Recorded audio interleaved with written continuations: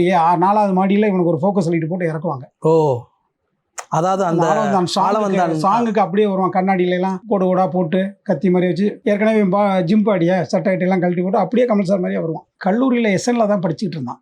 படிக்கையில் ஒரு நாள் திடீர்னு கமல் சாருடைய மிகப்பெரிய தீவிர பக்தன் வெறியனோடு சொல்லணும். ஆளவந்தான் படம் வந்த காலகட்டம். நான் இந்த மாதிரி டான்ஸ் பண்ணலான் இருக்கேன் அப்படின்னு. கமல் சாருடைய டான்ஸ் ரொம்ப பிரமாதமாக பண்ணுவான். இன்றைக்கி அந்த பழைய கமல் சார் டான்ஸ் பண்ணுறதுல ஒரு சில பேரில் தம்பியும் ஒருத்தன் அப்படியே அந்த பெல்ட்ஸ் போட்டு பெரிய பெல்ட் போட்டு ஷர்ட் போட்டு அப்படித்தான் பண்ணுவான். அதை ஸ்டேஜில் பண்ணிட்டு இருந்தான். திடீர்னு ஒரு நாள் மொட்டை போட்டுட்டு வீட்டுக்கு வந்தான். வீட்டில் அதிர்ச்சி, என்னடா கோயிலுக்கு அல்லது வேற ஒரு காரியத்துக்கு தானே நீ இல்லை நான் சாருடைய அந்த கேரக்டர் பண்ணுறேன் அப்படின்னா, அதாவது ஆளவந்தான் அந்த நெகட்டிவ் ஷேடு கமல் சாருடையது. சரி இவன் என்னதான் பண்ணுறான் பார்ப்போம் அப்படின்னு அவனுக்கே தெரியாமல் நாங்கள் போயிருந்தோம். மேடை கலை நிகழ்ச்சி டான்ஸ் வந்து அபிநயாங்கிறவங்க தான் ஆரம்பிக்கப்பட்டது அந்த ஏரியாவில்.